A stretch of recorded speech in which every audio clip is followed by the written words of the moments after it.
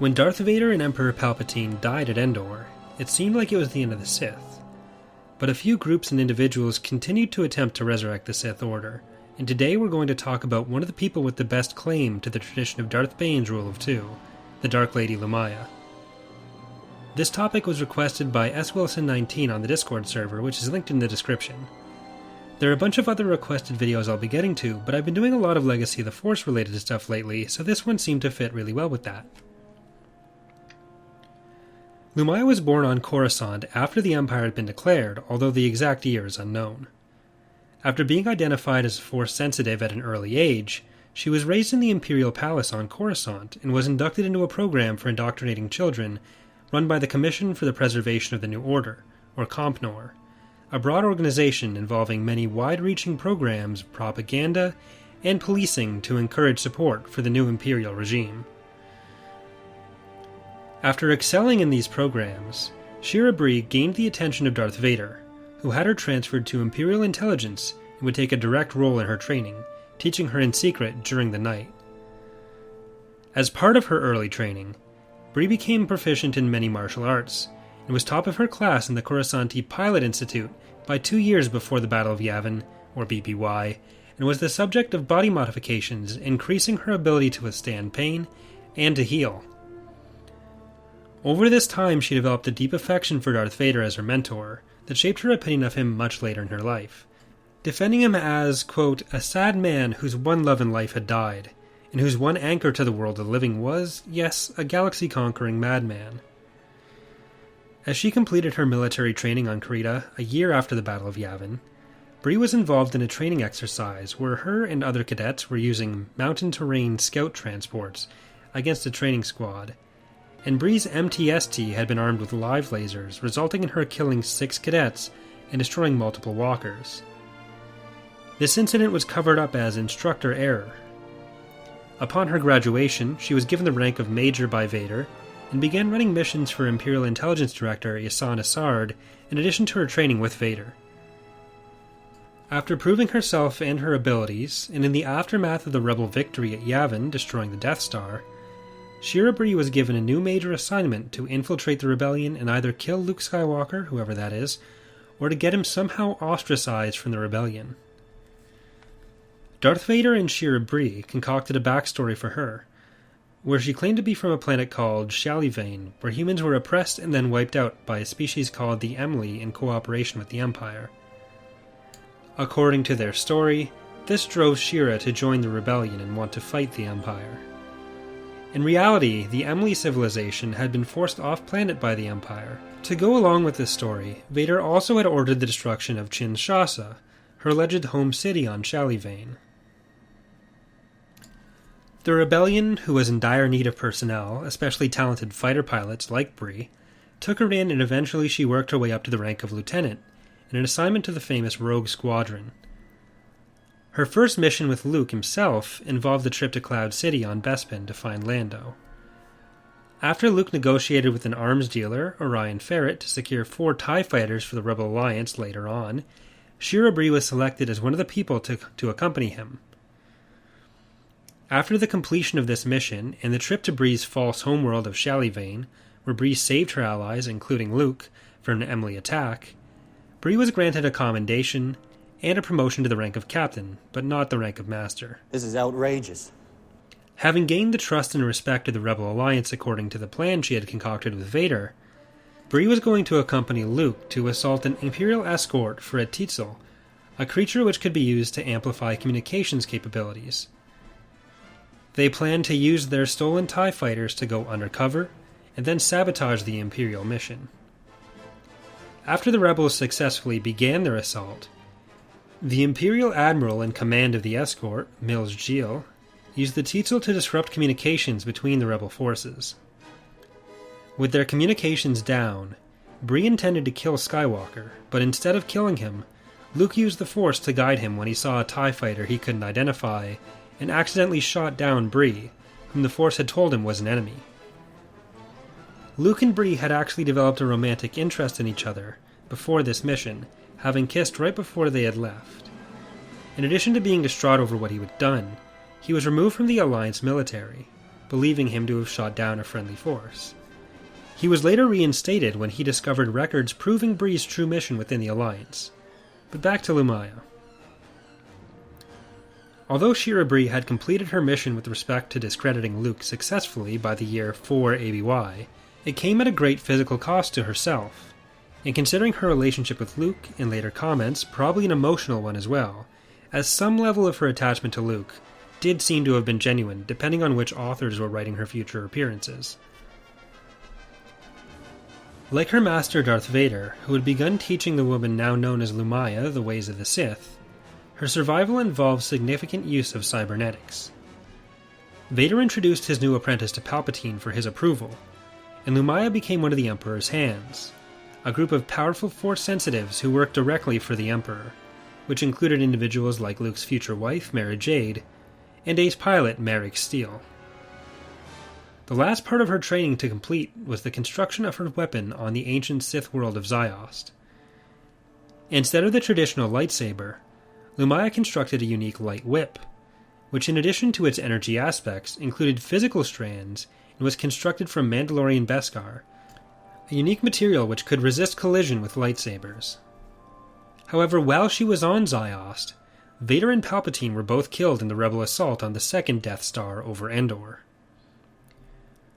Following the death of Vader and Palpatine, Lumiya claimed the title of Dark Lady of the Sith for herself, and acquired a Sith holocron from an ancient Sith overlord, or Sith Ari, named Adas. She also began amassing her own small Imperial fleet, who she kept mostly ignorant of the collapsing Empire outside of their own small force. Lumiya over this period became heavily involved in two invading, warring factions from outside the galaxy, the Nagai and the Toph, whom she hoped to use to exact her vengeance on the rebels. However, the specifics of that war and her involvement with them, while an important part of her life, are probably better left to a dedicated video on that war, so we'll be focusing more on the main goals in her later life, attempting to resurrect the Sith Order and the search for an apprentice. Lumiya was a strong believer in the rule of two, started by Darth Bane, which said there could only ever be one Sith Master and one apprentice, although there were often other Dark Jedi who served each of the Sith Lords, especially under the rule of Emperor Palpatine and Darth Vader. Lumiya's first apprentice was a former stormtrooper from Belderone, who had also been trained by Vader, named Flint. Flint's apprenticeship was short-lived, as he faced Luke soon after he began his training with Lumiya on a planet named Naldor. During this confrontation with Luke, he abandoned Lumiya and her Sith teachings. Over the following period, which involved heavy losses for her forces in the Nagai-Toph War, she did also keep some connection to the Imperial leadership as well. She had re-established contact with Issanisard, who she had served under as an intelligence agent and who was the de facto leader of the Empire at this point. Isard granted Lumiya some forces to replace her losses, which Isard hoped would prevent Lumiya from challenging her own leadership. With the loss of Flint, Lumiya also had to find a new candidate to be her Sith apprentice and re-establish their rule over the galaxy. To fill this role, she chose the Force-sensitive Royal Guard, Karnor Jax, who was among the forces assigned to Lumiya by Isard. While completing other missions for Isard, including attempting to hunt down Mara Jade, Karnor and Lumiya attempted to infiltrate the Imperial Ruling Council. Karnor was able to successfully exert his influence over the ruling council to the point of being appointed Emperor for a short time after the return of Palpatine himself and his final defeat. Unfortunately for Lumiya, although Sith being Sith, it's questionable how long the arrangement would have lasted before Karnor attempted to unseat her as his master, Karnor was killed by Kir Kanos, another royal guard. With her immediate plans ruined, Lumiya retreated to Korriban for over a decade. With the 25 ABY invasion of the Yuuzhan Vong, Lumiya learned of another group of Sith on Korriban, the One Sith, run by a Tusken former Jedi turned Sith named Asherad Het, who had been captured by the Yuuzhan Vong and abandoned by another Fosh Jedi turned Sith named Vergir. Vergir, like Lumiya, believed the rule of two had to be maintained, hence her abandonment of Het to the Vong torture. Het, who would later go on to rule the galaxy as Darth Krayt, believed that it would take many Sith acting in unison to establish control. Het sent an escort to bring Lumiya to them. However, the escort, consisting of 2 Sith named Lomi Plo and Welk, was captured by the Yuuzhan Vong while Lumiya escaped. Lumiya would soon meet the Sith, who abandoned Het to the Vong, Vergir herself, and the two quickly began plans to restore the Sith of their own, in accordance with the Rule of Two, which Het eschewed. Lumiya finished the Sith training started by Vader under Vergir, and both believed that they needed to find a new people to train as a Sith apprentice, who could rule the galaxy and end the wars which had ravaged it for decades. After considering many options, they landed on one who satisfied all of their criteria, for a Force user who had shown some capacity for restraint and empathy, but also for wielding extreme power. This people was Jacen Solo, the son of Han and Leia Solo, and the nephew of Luke Skywalker. During the ill-fated mission to Mercure by a Jedi strike force consisting of Jacen, his twin Jaina, and their brother Anakin, along with various other young Jedi, which claimed many of their lives, Vergir captured Jacen and began to train him while he was held prisoner by the Yuuzhan Vong, whose trust Vergir had gained. Although Vergir did not reveal to Jacen her true intentions, she did shape his opinion of the Force and open him to the possibilities of ideas of the Force beyond a dark and light dichotomy, leading to some controversy over whether she was truly a Sith, which, out of universe, was only established much later on.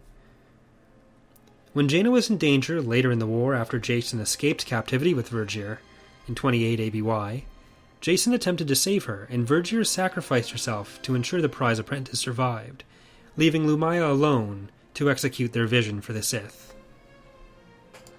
Over a decade later, by the year 40 ABY, Lumiya had taken over the former home of another Sith Lord, Darth Vectivus, near the planet Bimial.